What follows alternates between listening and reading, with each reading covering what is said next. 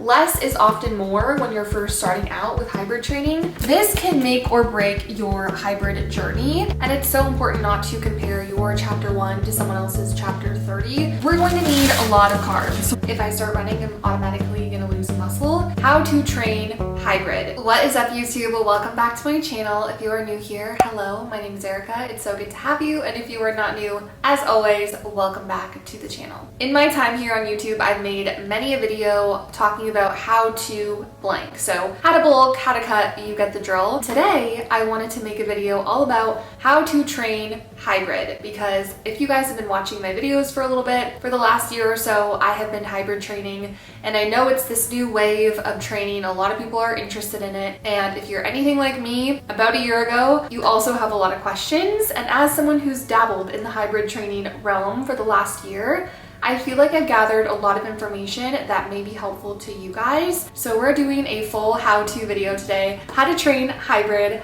Let's get into it. First things first, let's define what is hybrid training. Now, I went to our good friend Google to see what Google says hybrid training is, and I'm just going to read you what it says because I feel like it does summarize it pretty well. It says, hybrid training is a method whereby you simultaneously increase both your strength and endurance performance using two different training methods. The most common types of hybrid training are resistance training, along with either running or cycling. Now, I want to preface this by saying hybrid training looks different for so many different people, but the gist of it is that it's two or more different forms of training, and typically one is going to focus a little bit more on strength and one is going to focus a little bit more on endurance.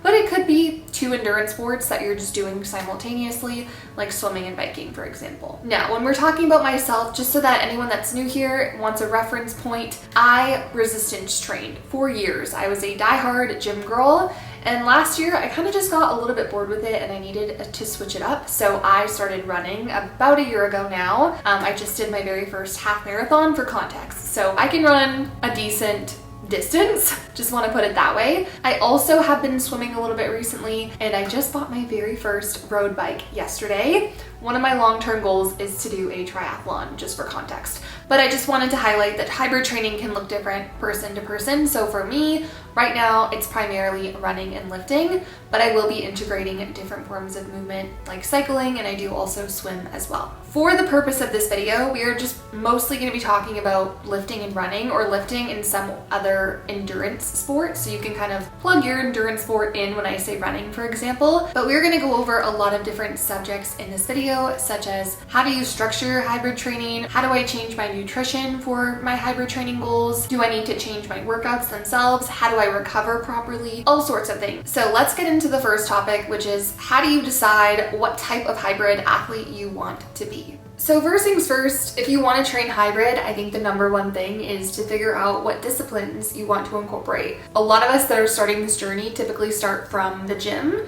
So we've been resistance training and we want to switch it up. We want to feel a little bit more athletic. So if that's the case for you, that's awesome. That was me too. But now it's your chance to figure out, okay, what other form of activity do I want to incorporate? Do I want to try running? Do I want to cycle? Do I want to swim? Do I want to play soccer? There's so many different things that you can plug in there. But my number one recommendation is take it slow. Try one thing at a time. Like I said, right now I'm trying to integrate things slowly. So I started running last year. I pretty much only ran and lifted for the last 11 months, and only in the last month did I integrate a little bit of swimming. So pick one thing at a time, slowly ease into it. Don't just go crazy and go swimming 5 days a week right off the bat. If you're very new to it, I would suggest 1 to 2 days a week of that new type of movement and slowly work your way up and build from ground zero. It's the same thing as when you started going to the gym. I wouldn't recommend for anyone to just all of a sudden go to the gym 5 days a week and lift as heavy as they can. You want to allow your body time to adjust and build up the endurance or build up the strength depending on what type of activity you've chosen. So when I first started running, I started running 1 to 2 times per week. I personally use a running program called Runna. It's an app. Run a Coach. I love it. It's what built me up to my half marathon that I just ran a couple weeks ago. I do have a code if you guys want to follow a running plan. I highly would recommend it. My code is just Erica2. I'll put it on the screen somewhere. But I started at 1 to 2 days per week. I love Runna because it builds you a program based off where you're currently at with your athletic capabilities. So I am a beginner.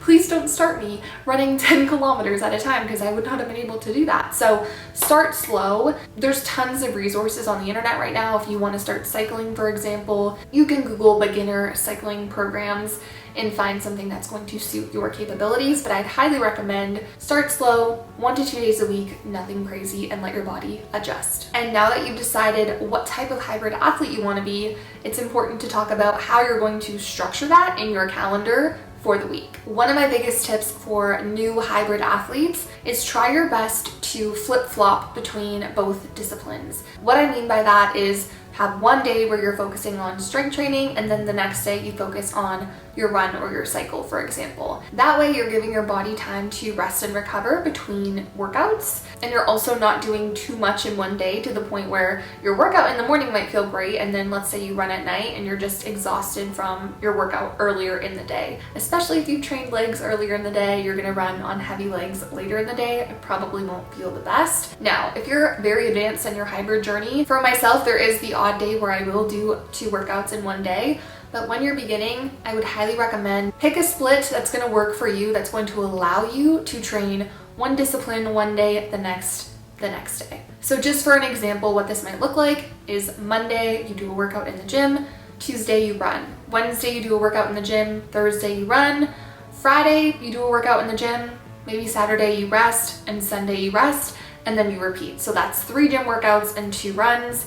You might even add in another gym workout, just depending on, again, your preferences and where you're at. But I would highly recommend trying to do that kind of flip-flop method. And one other mistake that I feel like a lot of people make right off the bat is they don't pull back on what they're currently doing. They just keep adding more and more of that new discipline. And eventually something's gotta give. So if you are in the gym right now, 6 days a week, really strong, really hard resistance training, I would suggest pull back at least one of those days, turn to a 5-day workout split in the gym, and then have that one day where you're running or you're cycling or you're doing your other discipline of movement. Otherwise, if you're in the gym 6 days a week and you're trying to run 2 days a week, that's a lot on your body, and you're probably not giving yourself enough time to recover and rest and repair and show up stronger in that next session. So less is often more when you're first starting out with hybrid training. So take a look at your split and see how you can manipulate it to work best for your goals and not overwhelm your body. I moved into the kitchen for this next segment because I'm gonna make a snack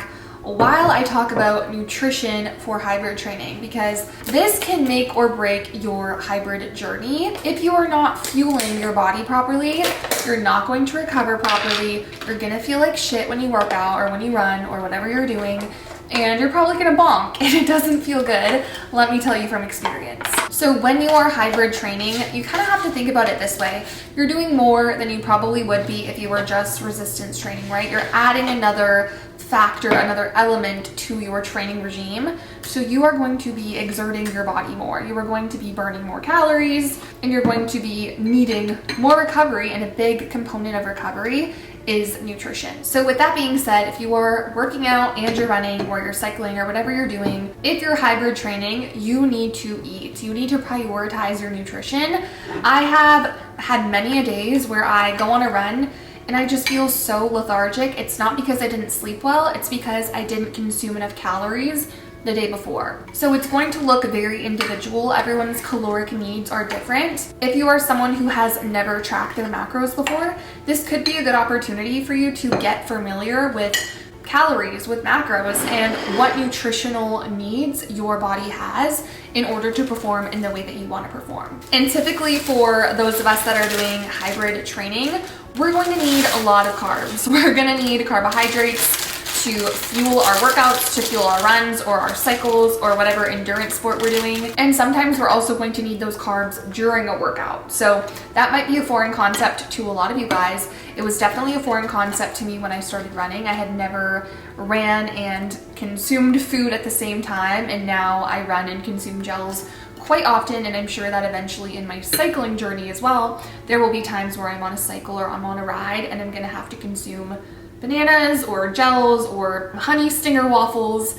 You need to get those carbs in, especially when your workouts are an hour, 2 hours, 3 hours long. They can get that long depending on what your goals are, You need carbohydrates, you need electrolytes, you just need proper nutrition to get through those workouts and be able to come back stronger the next time. So using my experience as someone who started running this past year, one of the biggest things that I've learned since hybrid training, specifically since starting running, is that your body needs more food than you might think it needs. And so this is where I think tracking macros, for a lot of people that are unfamiliar with tracking macros, where it can come in handy, because you start to learn what you're actually putting in your body, how many calories things have, how many grams of carbs things have, how much protein you're consuming, and it then allows you to manipulate your day to better suit your nutritional needs. So if you track your day and you notice, oh my God, I'm only consuming 200 grams of carbs, and you know that you need closer to 400 grams of carbs, then you know, okay, maybe I just need to add more rice in my lunch and my dinner. I need to have a bowl of oatmeal as a snack. I need to have pasta instead for dinner, whatever it is.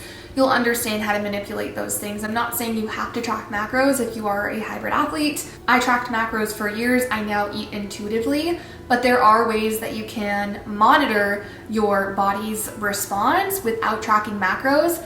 Taking your body weight, if your body weight is dropping significantly, that might be a sign that you're not fueling your body adequately.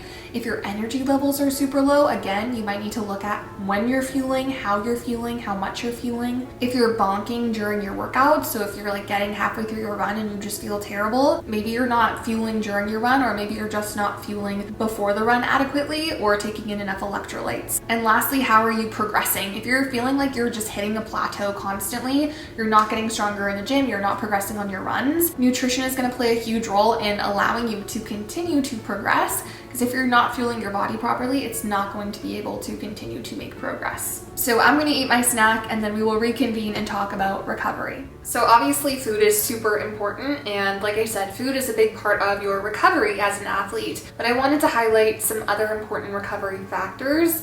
But first and foremost, I want to highlight the fact that recovery is going to look different for every single person. I gained so much inspiration from different hybrid athletes that I watch on social media. Nick Bear, Lucy Davis, Stephanie Joshi, like there's so many people that I look up to, and those three athletes in particular that I mentioned don't necessarily need as much recovery as the beginner athlete. For example, Lucy Davis, if you follow her on Instagram or YouTube, you would probably know that she was a very competitive swimmer growing up. She was in the pool for 2-3 hours a day. She did dry land. She's a very, very strong athlete, and she has a very high capacity for a lot of volume and a lot of stress on the body. So her going into her hybrid training approach, she can train 7 days a week and still recover pretty well and run 100-mile races and do high rocks and all these things. That's not to say that she never takes a rest day, but I just want to highlight that for someone that's very new to this, they couldn't do exactly what she's doing without serious repercussions. So you have to take everything with a grain of salt, and it's so important not to compare your chapter 1 to someone else's chapter 30, because it's just going to make you frustrated with where you're at, and it's so important to just appreciate where you are and where you're going to go if you just continue to be consistent and disciplined with your goals specifically. So like I said at the beginning, I would highly recommend, if you were a beginner hybrid athlete, make sure you're taking like 2 rest days a week. And again, it's going to be person to person dependent, but if you are wanting to weightlift and run, for example, take Saturday, Sunday off, or take Wednesday, Saturday off. You figure out what works with your split. But that will allow you time to weight train 3 days a week and run twice a week. And I think that's an awesome split to get started. It's gonna give your body time to recover. We need time to rest and recover, because that is when our body actually grows, repairs the damaged muscle tissue, and sets us up for a successful next workout or next run. If you are consistently training with 0 downtime, 0 recovery time, you are probably going to be in a catabolic state, which means you're consistently breaking down muscle fiber, and that's when you can actually get into losing muscle mass, which is something that I know a lot of people who start hybrid training are nervous about. They think, if I start running, I'm automatically gonna lose muscle, and that does not have to be the case. pace, as long as you're recovering optimally and you're feeding yourself properly, you can still maintain and build muscle mass while training hybrid. I also want to highlight that I know for so many of us that are wanting to get into hybrid training or who are hybrid training, that we do love training, and so it can be really hard to take those rest days. But I always like to remind myself of what I just said of, hey, if you aren't taking your rest days, you're probably going to lose muscle mass because you're not giving yourself time to repair and rebuild. And that, to me at least, is motivating, because I don't necessarily want to be a shrimp. I want to be able to maintain the mass that I've been able to build over the last 5-6 years that I was consistently weight training 5 to 6 days a week. And so in order for me to do that, I need to take my rest and recovery seriously. Other components of recovery are sleep. Sleep is so important. I feel like that's pretty obvious. If you're in the realm of fitness, you know the importance of sleep. But again, I just want to reiterate that that is a component of recovery. And again, everyone's going to look different in terms of what their body needs and where they feel the best. I have a Garmin and an Oura Ring. I'm a little bit crazy, but I like the data. And so I can take a look on my phone and see how my sleep score was. Is my resting heart rate elevated for some reason? How well recovered am I? There's so much data in technology these days. I know you can even download like a sleep tracking app on your phone if that's something that you're interested in, but you don't want to invest in a Garmin or an Oura Ring or an Apple Watch. There's so many resources out there, so figure out a way that you can kind of monitor your sleep, whether it's literally just kind of documenting it in a journal of like, I slept for 7 hours today and I feel great, or I woke up 10 times last night. Okay, why? There's so many ways that you can also optimize your sleep environment, making it cooler, making sure that you're staying off technology like 30 minutes before bed so you don't have that blue light activating in your brain and suppressing your melatonin production, and also keeping your room dark. If I didn't say that already, dark and cool, that's important just to note. So those are some tips for optimizing sleep and making sure that you are recovering optimally there. Also staying hydrated, and a big part of hydration is also electrolytes, which is something that I didn't really understand prior to starting running, because I wasn't really someone that sweat a lot in the gym, and so I didn't feel like I was sweating out as much sodium as I do now that I run. And so if you are someone that is going to be incorporating some form of endurance exercise or just exercise in general where you're sweating, you need to make sure that you're getting in your electrolytes. Don't be afraid of salting your meals or taking electrolyte powder in. It's going to make a huge difference for your recovery. And then lastly, for recovery, let's talk a little bit about stretching, mobility, that type of stuff.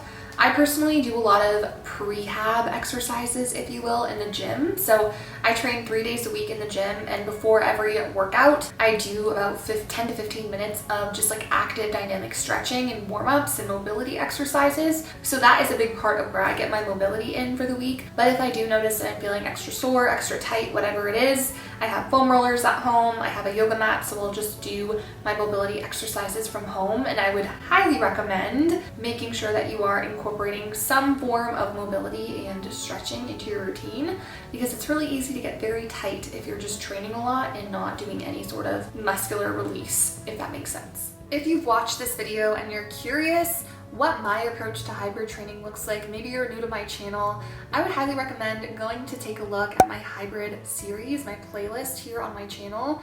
It has tons of full days of eating and training, showing you guys how I balance nutrition with my training goals and how I balance my week of training. I even made a full week of training video for you guys to see like what a hybrid week in the life looks like training for a half marathon. So go check those out. They will all be linked on my channel. Also, don't forget to subscribe so you guys don't miss more hybrid videos from me.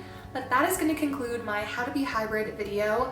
I know it was a little bit vague in some areas. Again, it really just depends on what your goals are and what type of hybrid training you're doing, right? Are you swimming and biking? Are you lifting and running?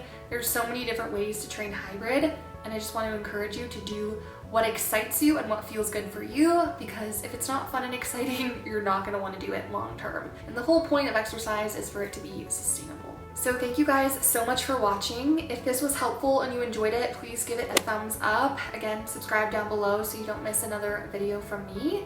And I will see you guys all in the next one. Bye guys.